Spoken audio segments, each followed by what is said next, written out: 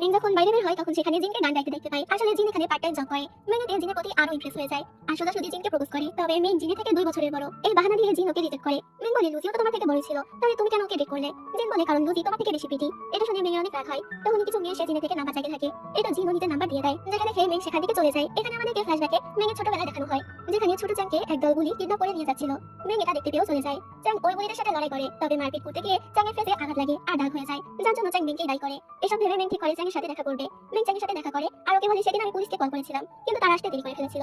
এতে আমার কি দোষ? তবে চ্যাং এতটাই রেগেছিল যে ও মেংয়ের ফেসেও একইভাবে আঘাত করতে যায়, কিন্তু জিন এসে ওকে আটকে দেয়। তখন সেখানে চ্যাংয়ের বোন শিয়াও চলে আসে, যার জন্য চ্যাং শান্ত হয়ে যায়। চ্যাং নিজের বোনকে নিয়ে চলে যায়। জিন চলে যেতে থাকলে মেং ও জিনের পিছু করতে থাকে এবং জিন বিরক্ত হয়ে বলে আমার কিছু কেন করছো? মেং বলে আমার পুরনো বাড়ি তোমার বাড়ির পাশে, আমি সেখানেই যাচ্ছি, তোর কিছু করছি না। জিন বিরক্ত হয়ে চলে যায়। মেংয়ের বাড়ির চাবি হারিয়ে গিয়েছিল, তাই দেয়াল টপকে ওকে ঢুকতে হয়। তবে সেদিনই কারেন্ট চলে যায়, যার জন্য সারা রাত ওকে অন্ধকারে কাটাতে হয়। কয়েকদিন বাড়ি ফিরলে মেং দেখে ডক্টর দাও এসেছে। মেং এতে অনেক বিরক্ত হয় আর ডক্টর দাওকে বলে আমাকে বিয়ে করতে হলে কিছু শর্ত মেনে চলতে হবে। আপনাকে ঘর জামাই থাকতে হবে আর বাসার সব কাজ, রান্না বান্না, বাচ্চা সামলানো সব করতে হবে।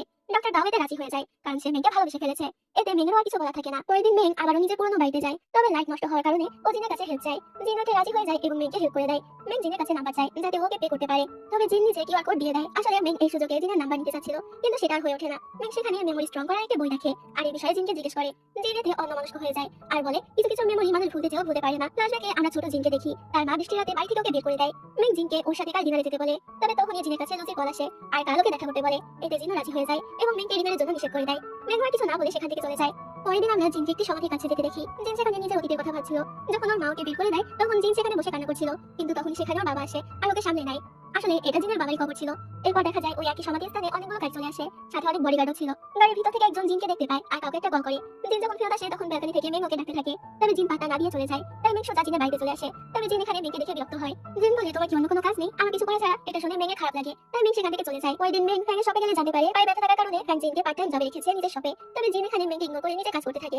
তখন চ্যাং আসে মেংয়ের সাথে দেখা করতে। চ্যাং এখানে মেংয়ের সাথে সবকিছু ঠিক করে নেয়, সাথে নিজেদের ফ্রেন্ডশিপও। এরপর যখন মেং বাড়ি আসে তখন ফ্যান ওকে জিনের নাম্বার পাঠিয়ে দেয়। মেং এতে কিছু একটা ভাবে থাকে। পরের দিন ফ্যানকে নিয়ে মেং হসপিটালে যায়, তবে তখন সেখানে চ্যাং আসছিল, যেটা দেখে মেং পালিয়ে যায়। মেংয়ের সাথে জিনের দাদি দেখা হয়ে যায় এবং ওরা একসাথে কথা বলতে থাকে। দাদি জিজ্ঞেস করে তুমি কি জিনকে লাইক করো? মেং বলে আরে না এমন কিছু না। দাদি বলে কোনো কিছু নেই, আমি জানি। আর জিনের ব্যবহারে তুমি কিছু মনে করো না। আসলে ছোটবেলা থেকে ওর মা ওকে সহ্য করতে পারতো না এবং ওকে বিদেশে পাঠিয়ে দিয়েছিল।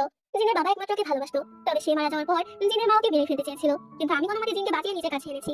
এসব শুনে মেংয়ের জিনের জন্য অনেক খারাপ লাগে। মেংয়ের পর দাদিকে নিয়ে একটি শপে যায়, যেখানে ও জিনকে একটি বয়স্ক মহিলার সাথে দেখতে পায়। মেং মনে করে টাকার বিনিময়ে জিন এই মহিলার সাথে ডেটে এসেছে, তবে ওর ভুল ধারণা ভেঙে যায়। আসলে এই মহিলাটি জিনকে মডেলিং এর কাজের জন্য হায়ার করছিল। তবে ডিল ফাইনাল করার সময় মহিলাটি জিনের হাতে কাটা চিহ্ন দেখতে পায় এবং বলে সরি কিন্তু কোনো মডেলের গায়ে কাটা চিহ্ন থাকলে আমরা সেই মডেলকে নিই না। এটা বলে ডিল ক্যান্সেল করে চলে যায়।